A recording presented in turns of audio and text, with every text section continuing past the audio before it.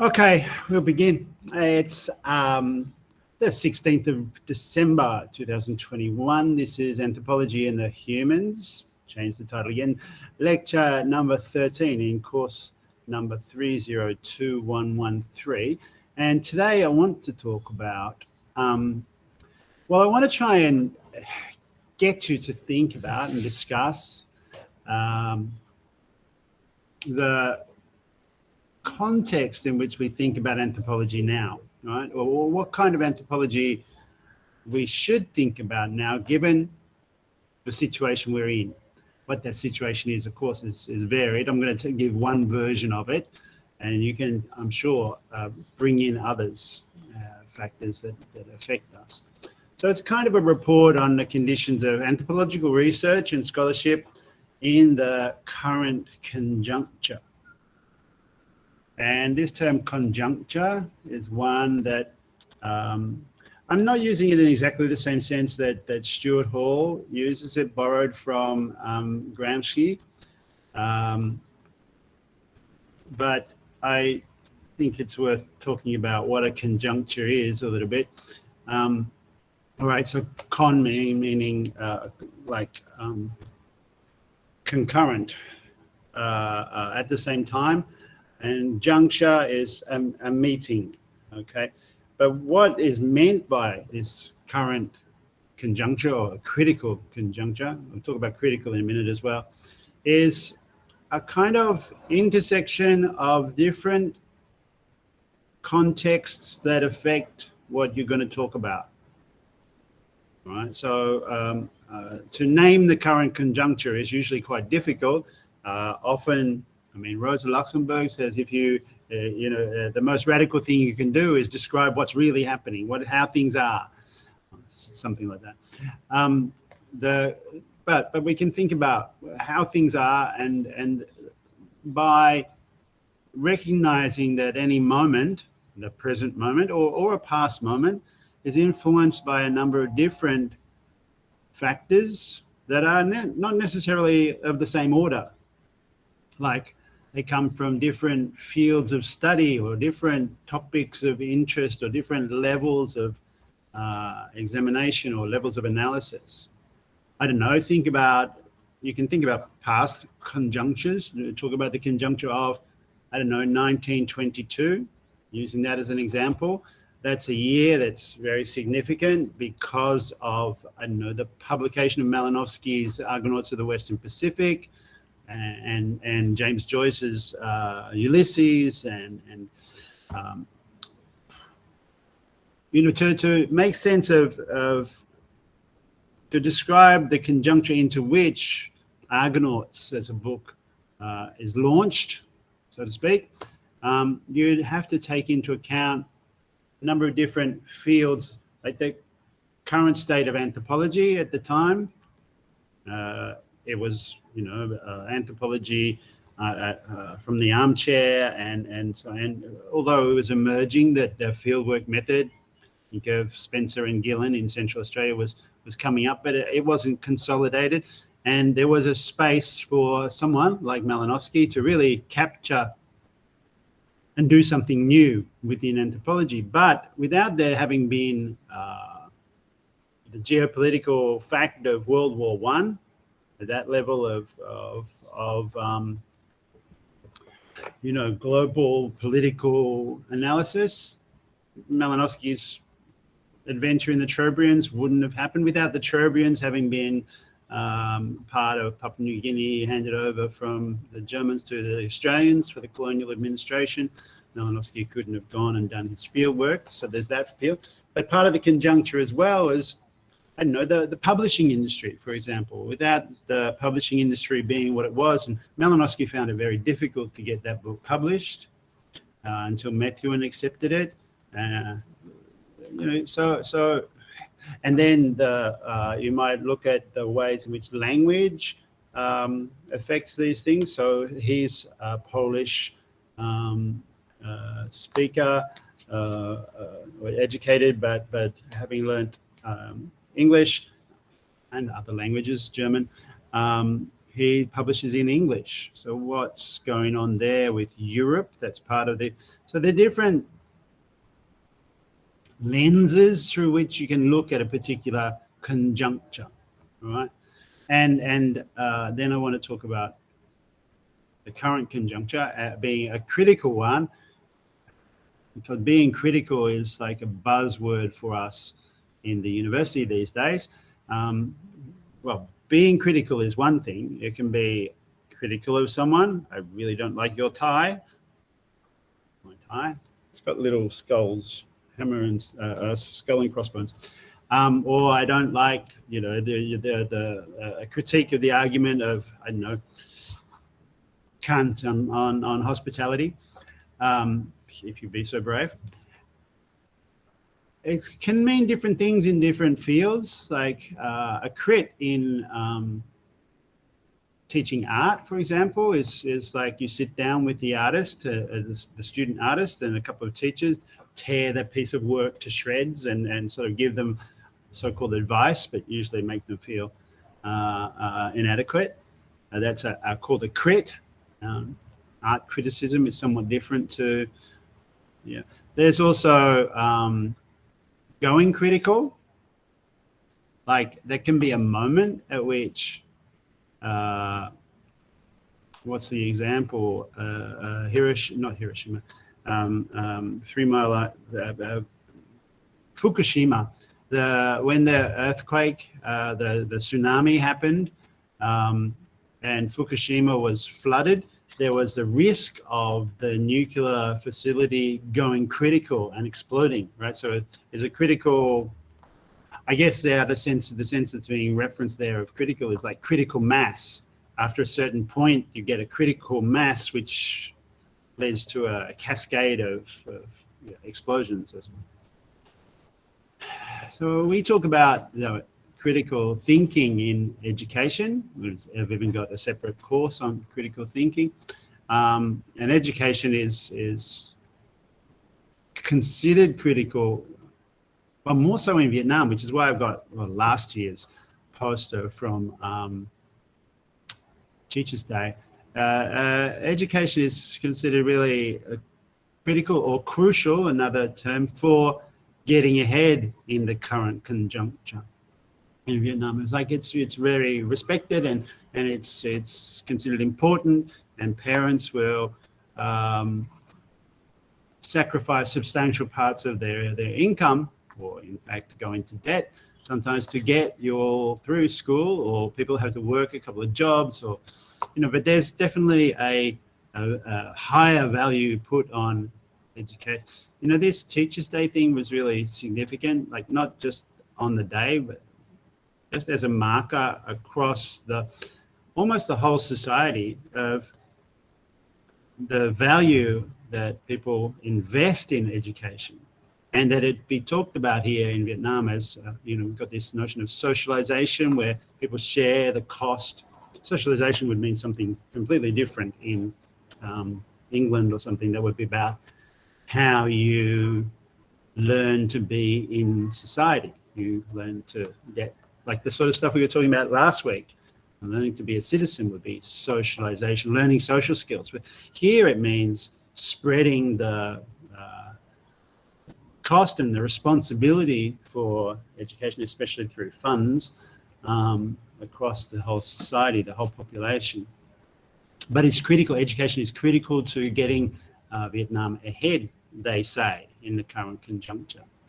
Right, so I at least I've seen that a few times in editing articles on education for journals and things like that. What is the current conjuncture in Vietnam is the question that comes up. And so I want to kind of really broaden out the focus to talk about that. So Vietnam is it's a country, a developing country in Asia, right? We all know that. That's kind of like rhetoric, but let's look at what that means. It's in the ASEAN group. It's in fact been the leader recently of the ASEAN, Association of Southeast Asian Nations, which is a trading zone. And Vietnam's been a member for 25 years. And Vietnam's had since similar period since the mid-80s, but really in the 90s and 2000s, Doi Moi, an open, innovative, new approach to a socialist economy, inviting direct foreign investment and companies to relocate to Vietnam to do product assembly in special economic zones or special areas. You know, companies like Nike just recently, well, not recently, a few years ago now, have come to the country to assemble sportswear. Phone companies, microchip production, and a number of different activities. And we saw how important these special economic zones were in the pandemic, over the period of the pandemic in the last 2 years, because there's been this, like, how to keep the workers at work, have them sleep there, have them eat there, do the, what was it, the 3 or the 5, whatever. We have a premium on these special economic zones, but not only on companies coming into Vietnam, because Vietnam has low wages compared to its level of development within ASEAN. I mean, there are places with lower wages, but they don't have the skill base or the work infrastructure that Vietnam has, Cambodia, Laos. But compared to places like Malaysia or Singapore, Vietnam's wages are cheaper and so much more attractive for big corporations that want to produce products to come and have them done here. Like some are moving from China, for example. Nike is a case of that. Also partly because of, we don't need to get into that, but it is significant that pressure was put to bear on Nike Corporation by people in the US regarding so-called corporate responsibility regarding the conditions of work in the outsourced labor zones in China. Okay, but there's a number of different ways in which the work situation in these special economic zones, which Professor Mai is studying, for example, are of interest, where, you know, you have companies that benefit from incentives, tax incentives and visa waivers and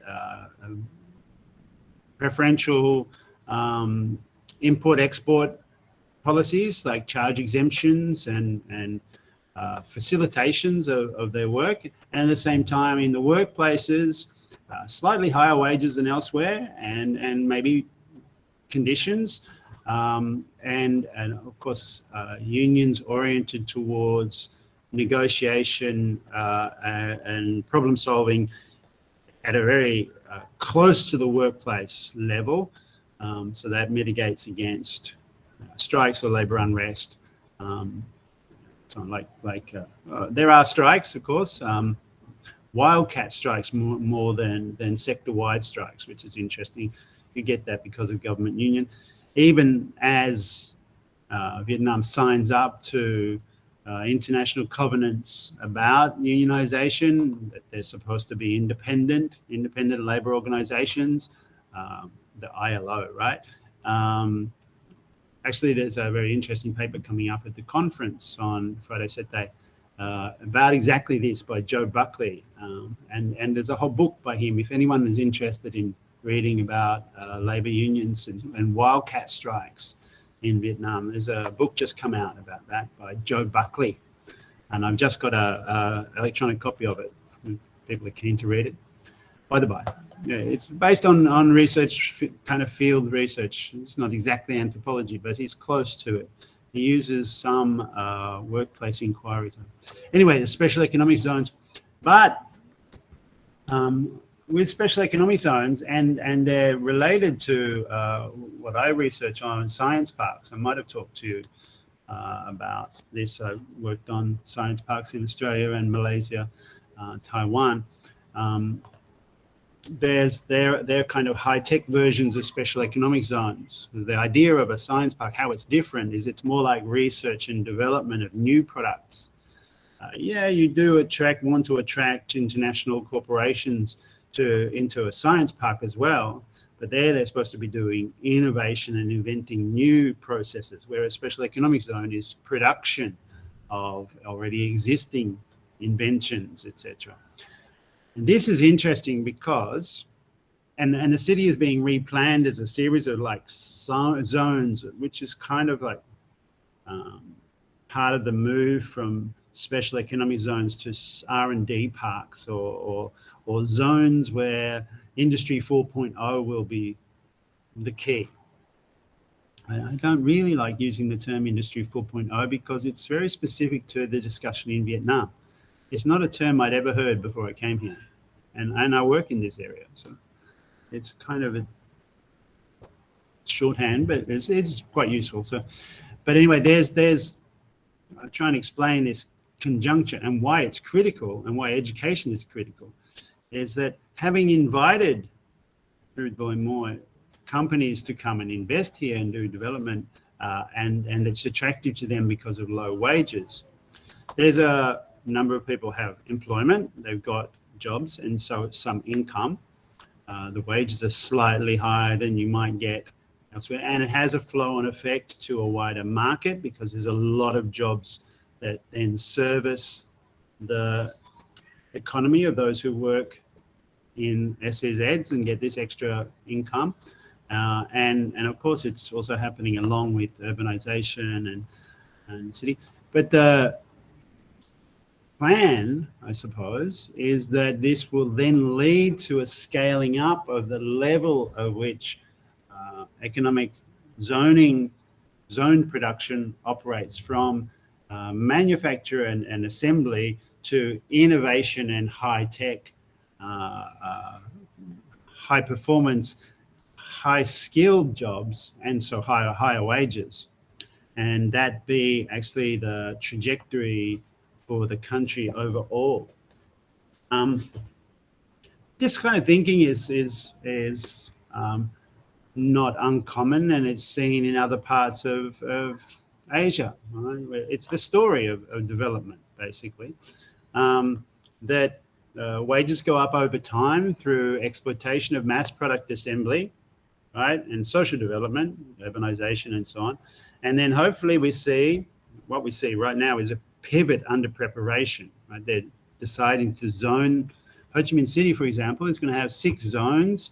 One will be like an entertainment zone with the latest high-tech innovation. Entertainment will be operative. Another one is a medical, hospital, health zone where, really great innovations in and don't we need them.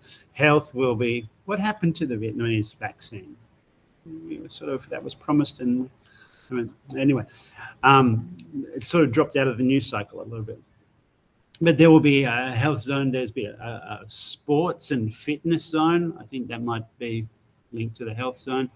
I mean, you can see a map. It's was announced 2 years ago in a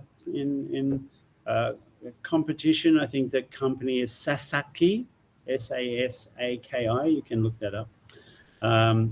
There'll be a finance zone, so the latest financial products in banking, whatever, and there'll be like pushing of innovation in these areas. There'll be for research and development of the very latest electronic banking or financial services and smart cards and all of that stuff. Of course, that then flows out to the rest of the city, but this zoning of the city for places where there'll be beneficial, preferential policies for companies that locate there and do this kind of work is all geared to create the conditions that will allow this pivot from a low-wage economy to a high-performance, high-skilled, high end product economy.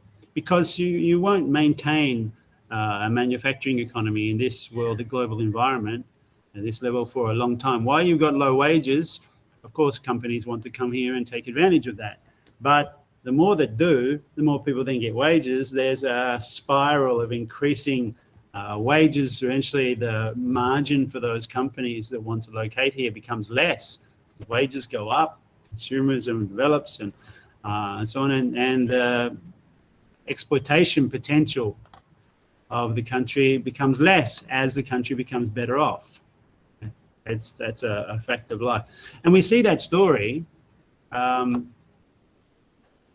happen elsewhere, and that's why we see that a greater part of the population is prepared to pay for education, because that's also a part of how you get ahead in this game, where you're moving from economic manufacture to high-end, high-performance, high-skill employment, so highly educated employment.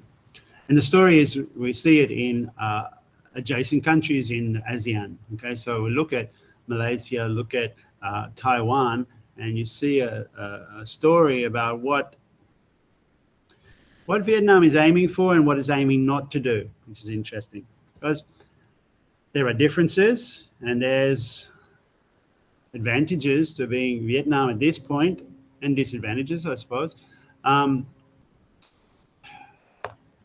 I guess we can take a number of different examples. Let's talk about Taiwan, right? The Taiwan right now has got a slightly different demographic to Vietnam, and I think it's on if you map the demographic of how old and big the population was, you'll see that they have a curve, which is a high point maybe 20 years ago, that's happening now in Vietnam. Taiwan right now is an older population. They're having less teenagers, less people going into university. So while they had, for a long time, very high entrance rates into university, something like 98% of people were going into university. And the universities now are good, but they're losing their student population. There's not enough students to take up the places. So that's made them turn to look to export education, which is another consequence of the current conjuncture, right? That globally people had, until the pandemic really, had wanted to move to different places to do education. And Taiwan was one of the places, some very good schools that people could then go to. I mean, of course, families who are going to send their children overseas for higher education, from Vietnam, for example, aim for America or Europe or Australia perhaps first, but Taiwan is slightly closer and cheaper and maybe more attractive option, because it's Asia, because there are connections, not just through marriage. There's a lot of that. But anyway, Taiwan had been in this. I wonder if I have to tell the story going back a bit further. Taiwan had managed to be attractive to international capital some 30, 40, 50, 40 years ago, because it had low wages, and American companies and Japanese companies moved consumer item production to Taiwan. Made in Taiwan was a thing in the 60s and 70s especially, because of low wages. The companies moved there and everything was produced, made in Taiwan. It was a thing, a bit like made in China was 10, 15 years ago. Right? And made in Japan was in the 60s. So the 70s and 80s were made in Taiwan.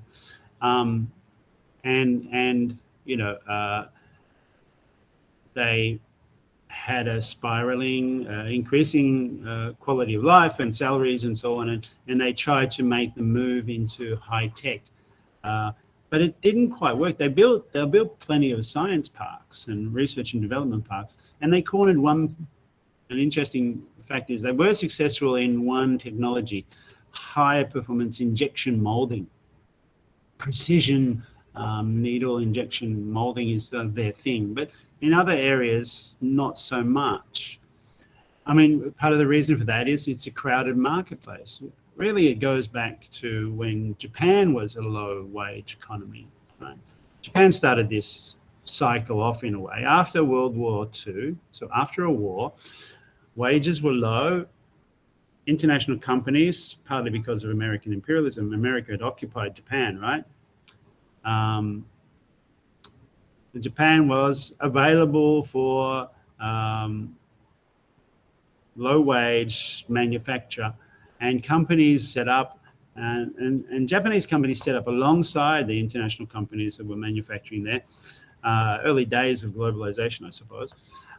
Local companies were producing for the global market, and they produced copies of high-end product from elsewhere. So you got, I don't know, Japanese guitars. They were never quite as good as Fender or Gibson or something. You got Japanese motorcycles. For a while, they weren't anywhere. They were the Jap crap we used to talk about when I was a kid. But after producing these at a low-level copy, they managed to transfer technology, know-how of how to really produce these products, and they innovated in R&D parks. It was MITI, the Ministry of Innovation, Technology and Industry in Japan, and led by a guy called Kenzie Omai. They started to innovate new electronic processes. The motorbikes they produced from, I think, the 70s onwards were high performance. I mean, they were really good at speed and going in a straight line. They didn't have a fantastic cornering like, say, an Italian classic motorbike might have, or my Enfield or something like that. But you know, they were really successful, and they exported these, right? Think of Honda coming to Vietnam. They innovated in electronics, especially, and then they had some real breakthroughs, especially Sony. The classic story is the Sony Walkman, the personal cassette mobile music player. Okay, the Discman and so on. This captured the market, and then other electronic devices, televisions and phones and so on. So the copies of the 60s that weren't very good turned into very high-end products by the 80s, and their economy was booming. They moved the low-level production, low-wage manufacture out to first to Korea, but then Korea developed quite quickly and started to make its own electronics, Samsung and stuff like that. But they moved it also to Indonesia and to Taiwan. So there was this takeoff of the Japanese economy, and it became, you know, the second largest in the world. Now I think taken over by China, but and the US is up there, right? But the Japanese economy was huge, but since the 90s has been in a kind of slump. It's still huge, a huge economy, simply because of the population. Well, we're talking 350 million. But it's at a high wage, high performance economy still, but it hasn't really been moving much. It's been in stagnation since the mid-90s. But other countries saw the story of Japanese success and economic success and wanted to replicate it. For example, in 1997, Mohammed bin Mahathir, the Datuk Seri Mohammed bin Mahathir, the Prime Minister of Malaysia, came out with in 1997 with the 2020 vision. Right, it's a kind of metaphor joke that by the year 2020, so in 23 years' time back then, Malaysia would achieve developed status because they were going to really invest in no longer being a manufacturing place, because they did some manufacture and they had a lot of agriculture.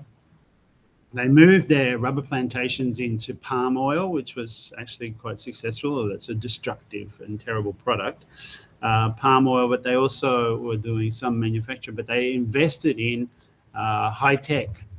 They developed what's called the Multimedia Super Corridor, the MSC.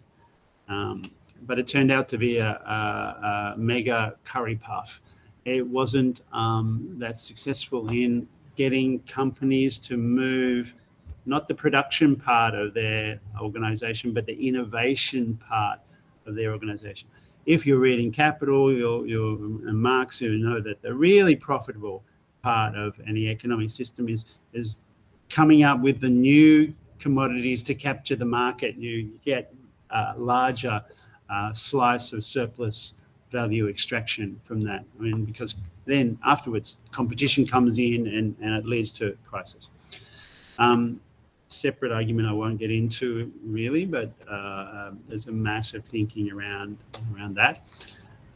Malaysia built the high-tech economy, right? They built the research and development parks, and they had Cyber City, Cyber Jaya, they called it, and there was good rail connections, and there was monorails everywhere, and high speed, and they renovated the airport, and it's state of the art, but it hasn't really taken off.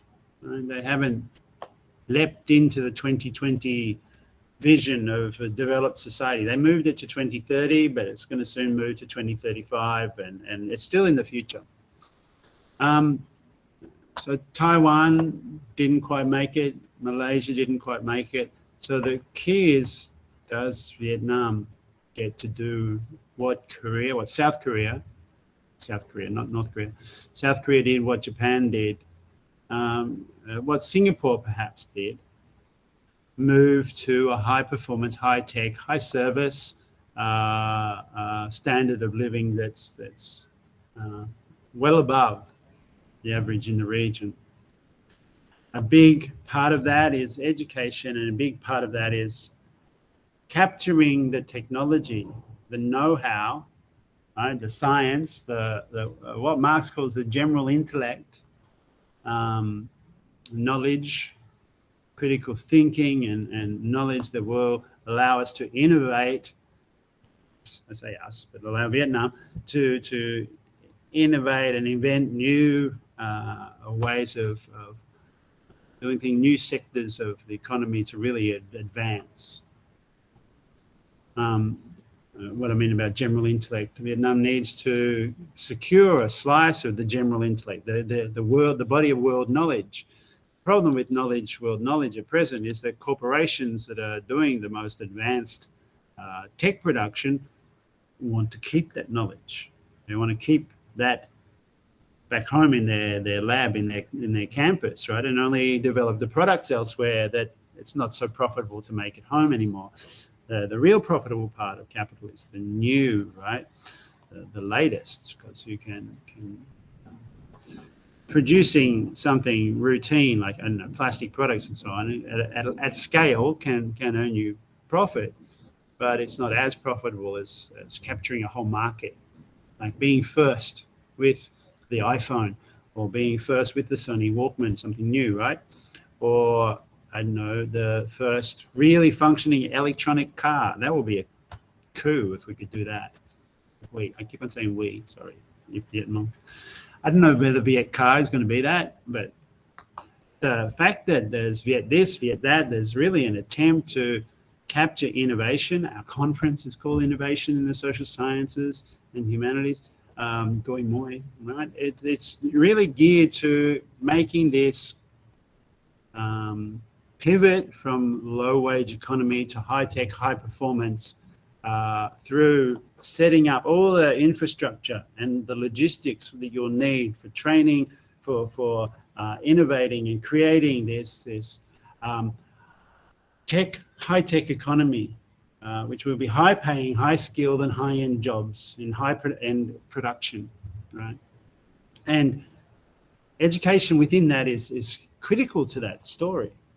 Right? That's where what we do in the university, including the humanities and social sciences, is a critical part of it's the critical moment. It's the current conjuncture. The question is, will Vietnam succeed in this pivot to a high-tech, high-skill economy? And of course, there are also, remember, conjuncture. There are also other factors that impinge upon this. The battle between the US and China for global dominance, and it's sort of being played out over the East Sea, with stupid Australia buying submarines or building submarines to help patrol the East Sea. They don't call it the East Sea, of course.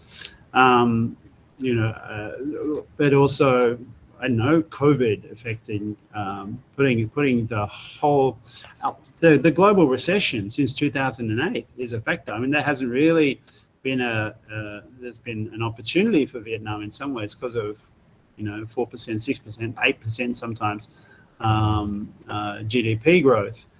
And China has also had good growth, but the last 2 years has really, we haven't seen the full effect on the global economy yet of the contraction that COVID has caused. Like the circulation of goods is stalled. So many ports are full up with goods are sitting on the shelves, and people are staying at home. They're not going out shopping as much, although they're getting home deliveries, which is another kind of level of innovation that high-tech, high-performance economy could also find new ways to take delivery, home delivery, out of the hands of the shippers. I mean, I can't think of a more economical way of getting goods into people's houses right now. It's not going to happen with drones, but there might be some. What Taiwan teaches us, what Malaysia teaches us, what maybe China example, where else does Vietnam look for examples? Like India or Africa?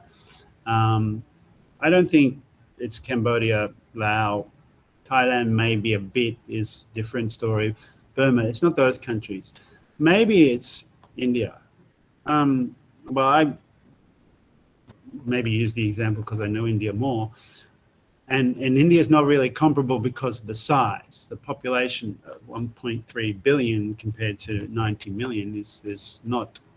But it is interesting that in India, there was a massive investment in higher education and postgraduate education within India in an interesting way. I mean, because here's a story, there's another lens for the conjuncture, so to speak. It's that how do you manage your education so that you can do this pivot? How do you have a critical mass of educated citizens with the latest technique, the best practice globally, to be able to make these promised innovations, right? You do that, first of all, by building up your higher education sector, but also you do that partly by sending people overseas to the best schools. And that's been where Vietnam has been at until a few years ago, I think. Many people did their undergraduate degree at a university like ours, but then went overseas for master's or PhD. And that was the case in India in the 60s and 70s, right? And India opened up to the global economy only in the 90s, but it had import substitution. So its story is a little bit different because it had an internal market of a significant size, right? 300 million middle-class people nowadays. I suppose 30 years ago, it wasn't that many, but it was still like 100 million, right? The population of Vietnam equivalent, all wanting to buy Campa Cola, as it was then. They had import substitution, right? So there's this Campa Cola, the same shaped bottle, almost the same taste, but not Coca-Cola because that was banned until 1991 when Coca-Cola, of course, came in and the import substitution was swamped by globalization. Although a lot of people would drink the Coca-Cola, keep the bottle, pour Campa Cola into the Coca-Cola bottle and sell that. For a long time. It took a while anyway, separate story.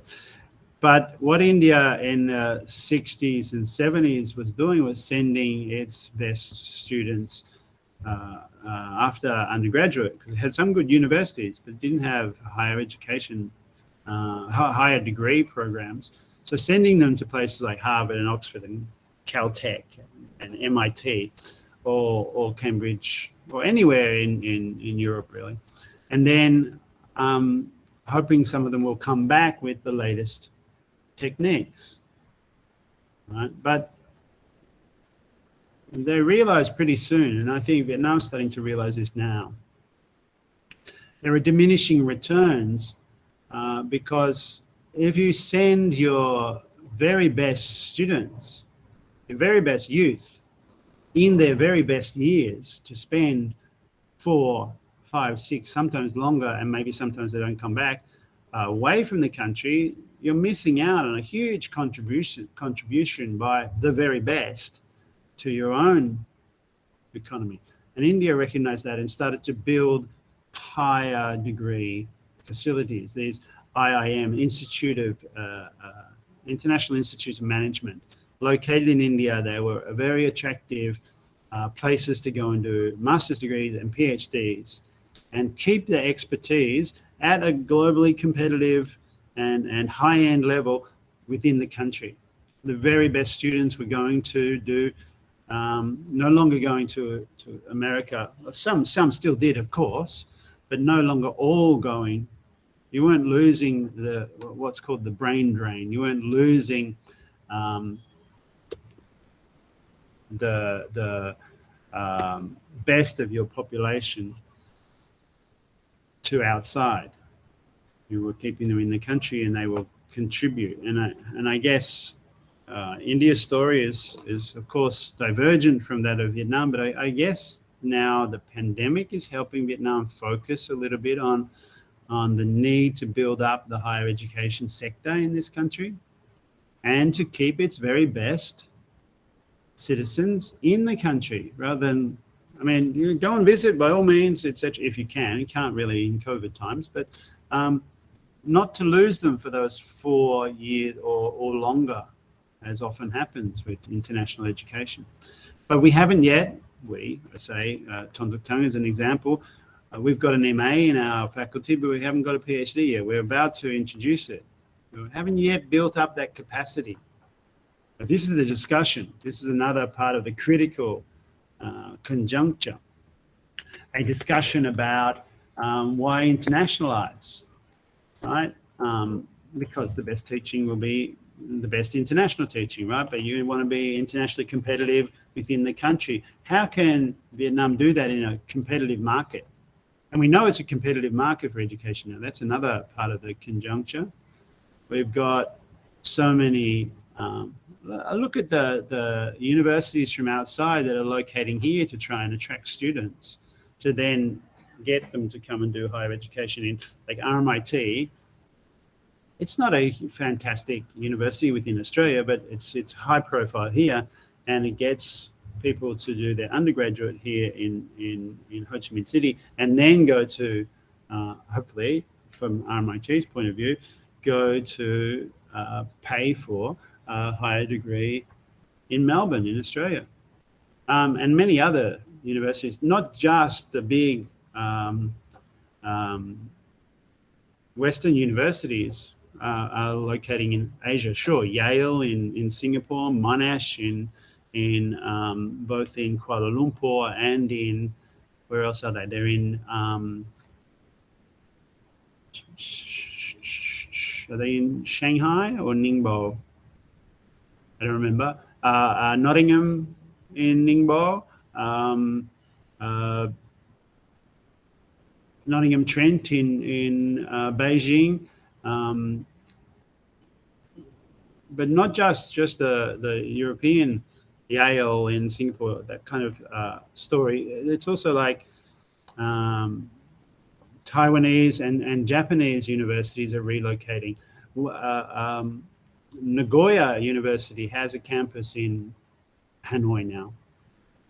Very interesting. Nagoya's a good university, but it's not like world-shattering. It's a bit, probably a bit better than RMIT.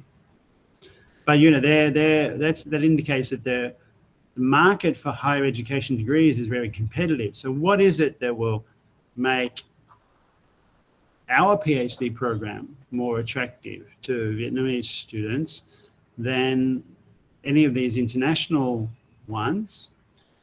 And that's why you'll hear so much about the metrics. You know what metrics are? Come across metrics yet? Metrics, the various ways in which you calculate the status and the reputation of a university. You've probably heard that in 2022, the Times Higher Education has evaluated Ton Duc Tang as within the top 500 universities in the world, which is amazing. And we've done that by succeeding in terms of metrics, showing that our research, the number of papers, the number of citations of papers is of at a high level, and the quality of the courses have been evaluated in these.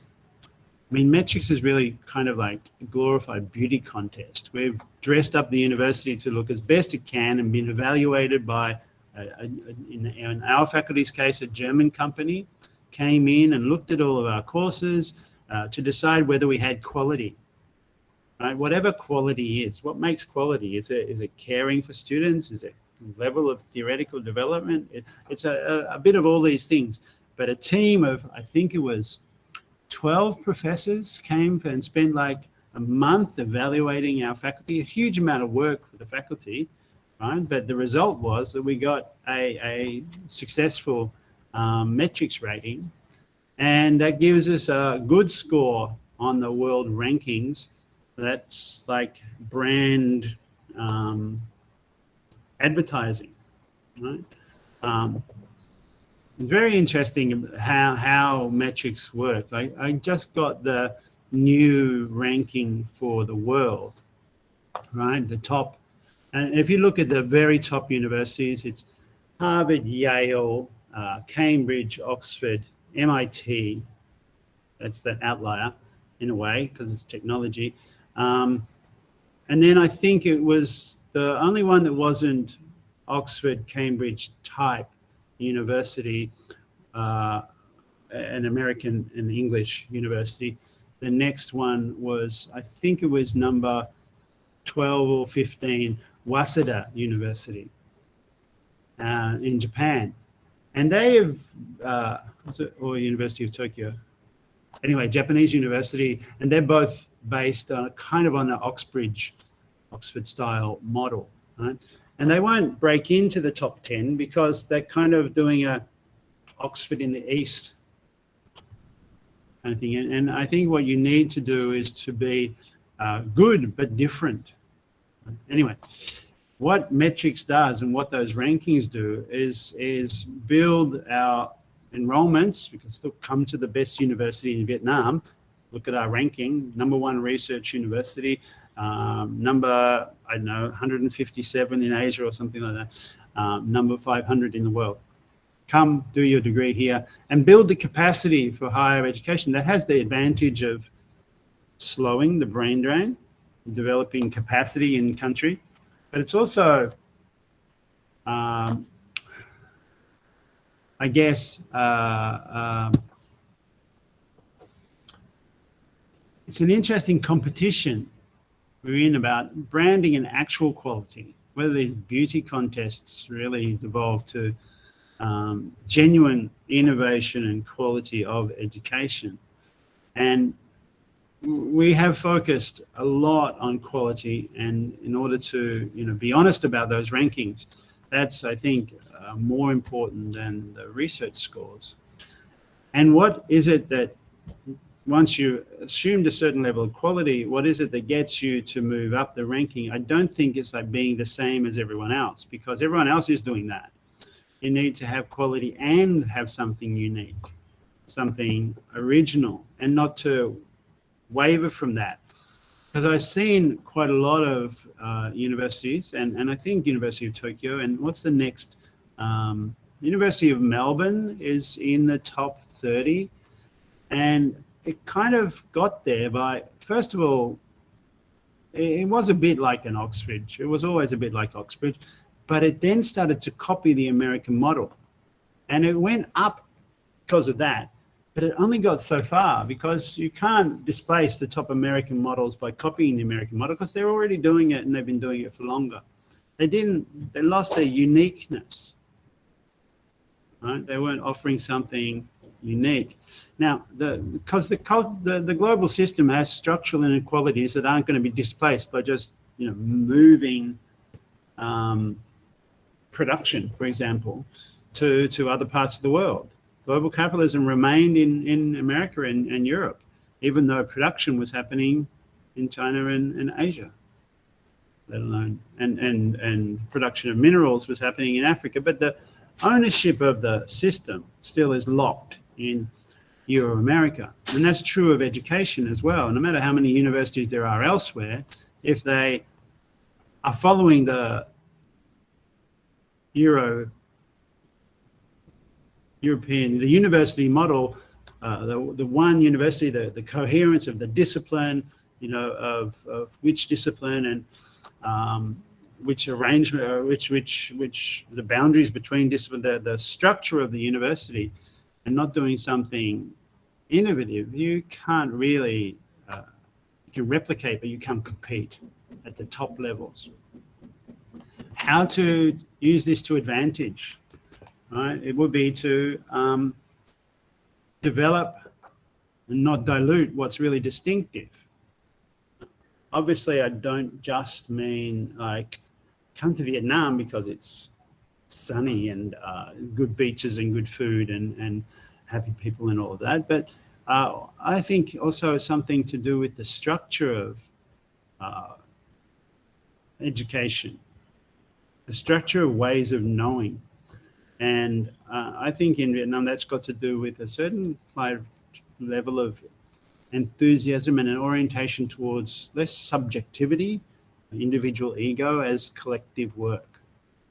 And I think it needs to draw on that passion and that distinctiveness to build a program that both people want to be in and people see elsewhere that there's advantage in. That they can be, it's not just tradition, it's a style of work that I think I see. I don't know, this is really my untutored impression. Okay, so I've been here 5 years only, can't speak the language well yet, but I got comparatively, it's interesting to think of how, compared to, like I taught in top universities, to the University of London and the University of Melbourne, and I've then spent a number of years going from Chiao Tung University in Taiwan, which is top research education, higher degree institute in Taiwan, Jadavpur University, probably the best university in India. I worked at Sehir University in Istanbul for 6 months, saw them, and I worked at Hamburg and Heidelberg universities in Germany. I have a little bit of comparative experience in top universities. My impression of the students in especially Australia and England, but a bit in Japan, Nagoya City University I taught at in Japan, and in Taiwan, but especially in England, there's a sense in which English students feel like they're in a predicament where the options that they're facing, the career options, the choices, and the situation they're moving into is very difficult. They feel like, the students in London, they're bombarded all the time with this story about how, unless you inherit wealth, you're not going to be able to buy a house in London. You're not going to, unless you're already set up, you don't expect to enter the housing market, or even, without connections, you won't have a career. And there was a real sense of, I wouldn't say disgruntled or anger, a little bit of anger maybe, a real sense though of, and entitlement, a real sense in which there's a feeling that, the previous generation, the boomer generation, really had it all. They didn't have to pay fees for education. They could get a house. They could have, the careers were open. If they had some energy, they would build something. But that generation has wrecked the environment, and all the manufacturing's gone and jobs are gone, and England's not what it was, et cetera, et cetera. And they're a bit grumpy about it. They're a bit down, because it's a hard struggle, and so on. And that's a bit true in Japan because of the stagnation of the economy, and maybe in Taiwan and in Australia, although Australia's like a bit sunnier, I suppose. But there's a sense in which they feel that, the previous generation or the world owes them something. because they've been disinherited from the progress career path, the development career path. Whereas here, right, Teachers' Day and respect to just all right, some of it might be fake, but people acknowledging the role of a teacher, and just a general more optimistic attitude. Like you can go out on the street, get a cart, and set up a coffee stall and build it up into potentially a Wing Chun coffee chain or something, right? There's optimism. Obviously, that's not available to everyone, and there's precarious global situation and work and poverty and low wages and everything here, but the attitude of people seems really something different, like collectively and in terms of optimism.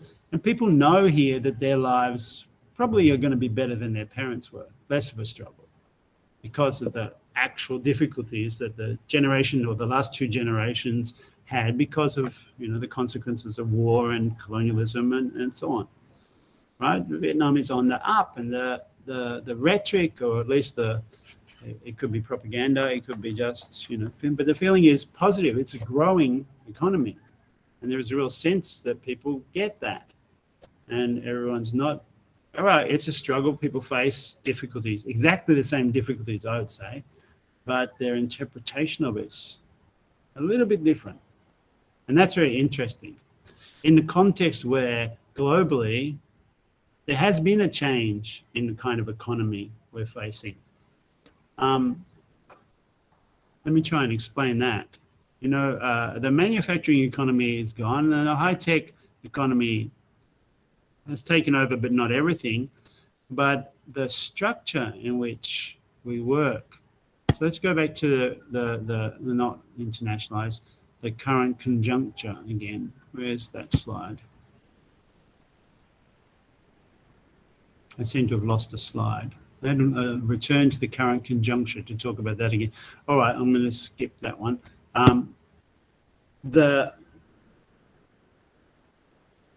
Another factor in the current conjuncture is a move in the organization of commerce to what Mulia Butang, a writer, John, I think, Mulia Butang, calls the beverage economy. That, and this fits the SciPark model, that your way to get ahead now is to come up with a brand, an idea, a concept, which will then be franchised out, right? So the Seattle Coffee Company or Starbucks or whatever is the model that then is what's sold, and the coffee that's sold is incidental. The profit margin of that isn't like it's production of the same product that everyone else has, but with this added value of the concept that they write your name on the cup and they have an identifiable uniform, and they're all right. Coffee chains haven't worked in Vietnam, and so it's difficult to translate this Mulia Butang's theory into Vietnam, because in Ho Chi Minh City, at least, you know, Starbucks, they're here, but they're not every coffee shop. In fact, it's militantly not the case. Thank God for that. But you know, coffee chains exist, Wing Chun and whatever it's called, but they're not. It's not like in the UK where everything is a Costa Coffee or Nero. Costa or Nero, the two big coffee houses, and there aren't any others, hardly.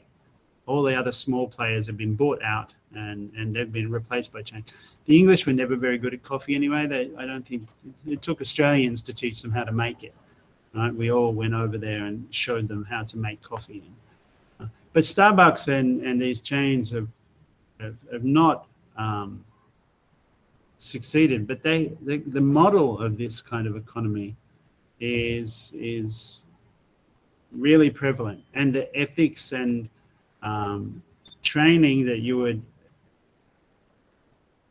or the habituation to that economy you will get is something quite different to what you have here, where there's a something different is going on. Right? Let me talk about Mulia Bhutan, the franchise model. Right? It means you get financing to set up the chain. So you've got your idea, and then everybody else has a finance model. They can buy a part of the chain. This thrives on the precarious labor, the fact that there's unemployment from the manufacturing sector. There's a massive so-called reserve army of labor in Marxist sense, and they can be turned into these fairly cheap employees in your franchise chain stores, baristas, right? And I mean, that's in popular culture, that's an identifiable type, the barista. Now, that didn't exist. And all their skills are they can pull a coffee and they can make a little pattern in the froth, right? That's not a high skill job. It takes some training.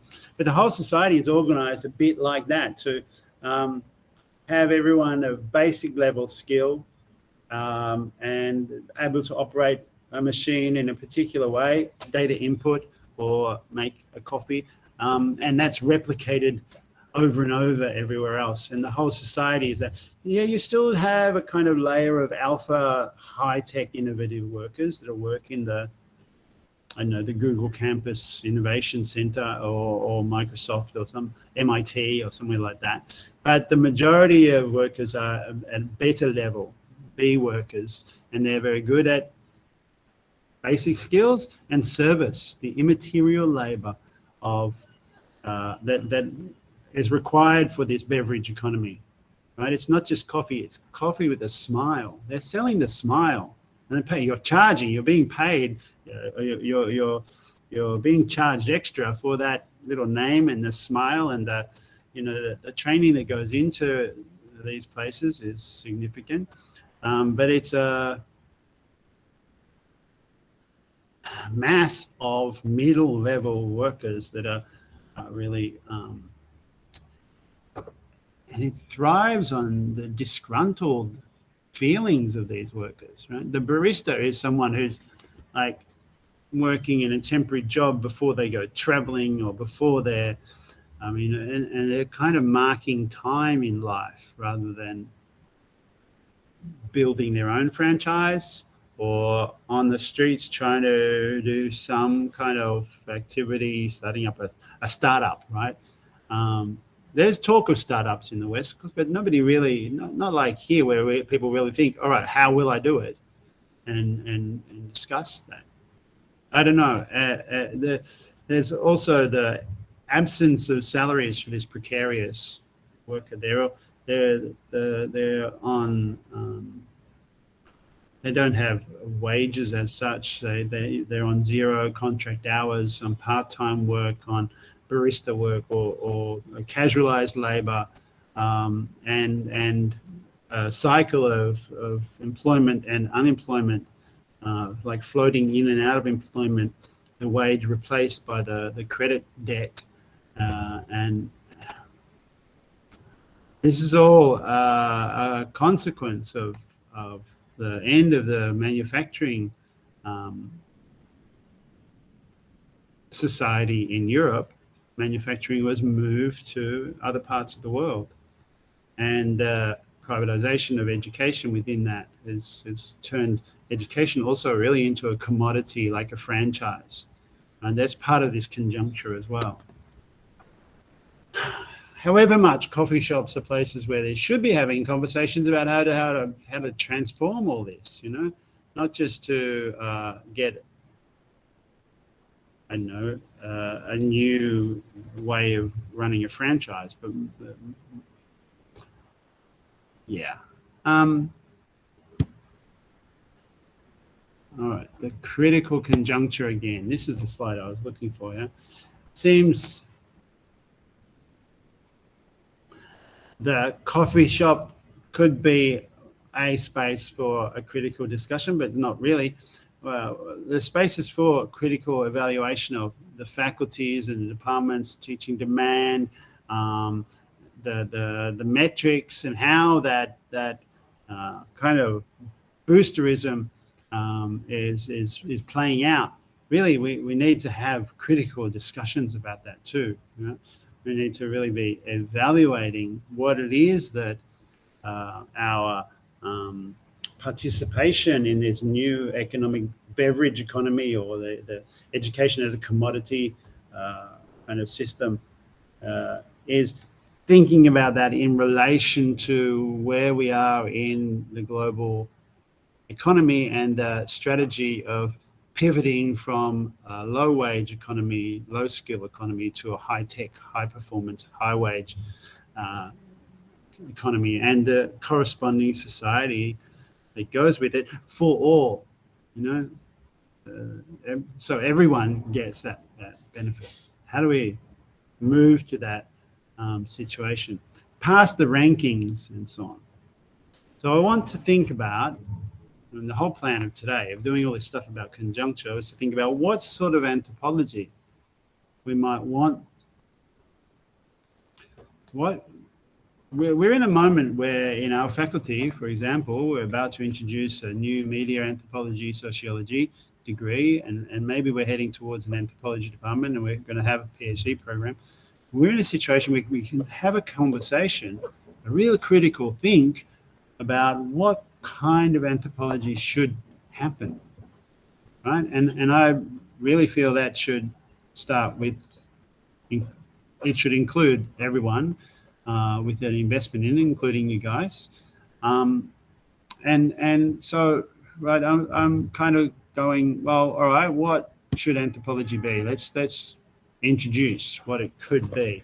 We've got this conference coming up in 2 days, the international conference, the second international conference on innovation and social sciences and humanities, and here's the big chance to talk about it. I mean, last time we had all these international visitors, and we did a tour of what was interesting about. We took them around the city, right? Showed them the what did we do? We looked at some museums, and we took them to a big kind of glorified Comtown place, a barbecue place it was, and we gave them some quite good food, took them to a rooftop. We showed off the city a bit, and they went to the Rex Hotel for a banquet as well. I mean, it was all good, but really the opportunity was not used in the way we could to talk about what it is we're doing that's really distinctive and unique, that would make doing anthropology here in Vietnam a different and original and attractive thing, right? So what are the projects, rather than have people at the conference have a city tour? Who can we introduce them to? What projects can we introduce them to? What can we say is going on, right? So I'm thinking along those lines. Obviously, it's what research is going on. We want to be able to show them that. I've talked to you a little bit about the migrant research in migration from the Mekong to the Delta. You'll remember that. Let me see, I've got that photo again. Yeah, here. Urban migration and ecologies, the waste pickers, and so on. I mean, that's less attractive perhaps, but it shows that there's some real relevance, and that's a collective project as well. And then there's work on media and urban studies. The tourism industry stuff in our faculty is huge, and research on that, on ecotourism and homestay and the branding and maybe even digital tours, whatever they will be. That's a new-ish thing because of COVID, I guess. There's also an education psychology. I mentioned gender and new sexualities, LGBTQIA+, whatever. Of course, the SEZ and maybe the science park research. But yeah, that's not enough. We can talk about how we are often project-based. All right, I'm asking you to do an essay in this course, but all my other courses, the assessment is project-based. And there's a concept I pushed and made a little film about it, that think about students not as students just being filled up with information, but as them being researchers, responsible themselves to find new things out and to develop critical thinking, and to tackle difficult problems and relevant issues, right?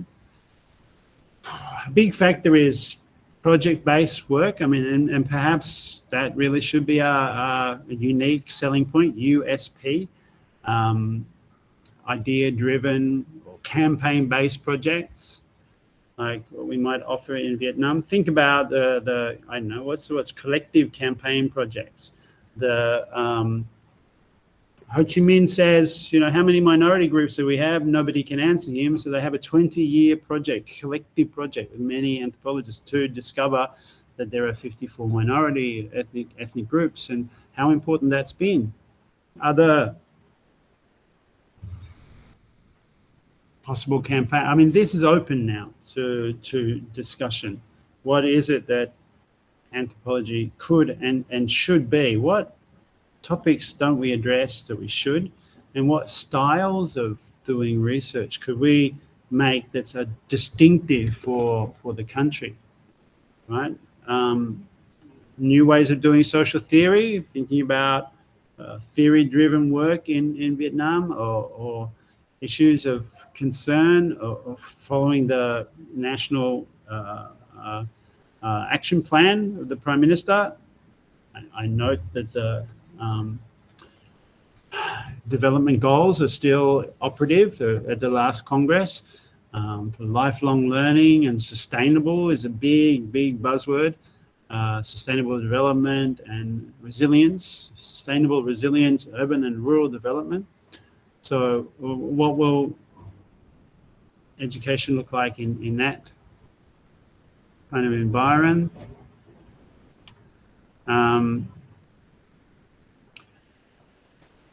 What will it look like when we do set up the media BA? I mean, we've talked about modules already, but and we've discovered there's high demand for it. There's certainly a perception amongst the students we interviewed that they see themselves as media producers even now because of social media, which is more advanced than I think the theory. Any other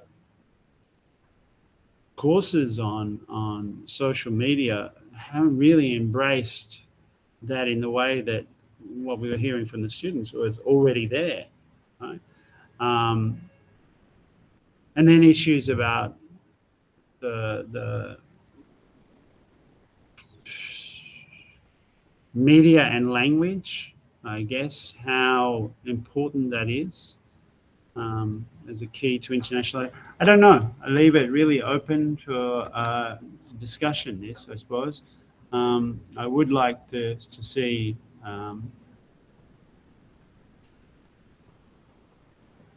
I guess thinking about, I don't know, how the heritage stuff around the city and the war and so on can become an area for really advanced research.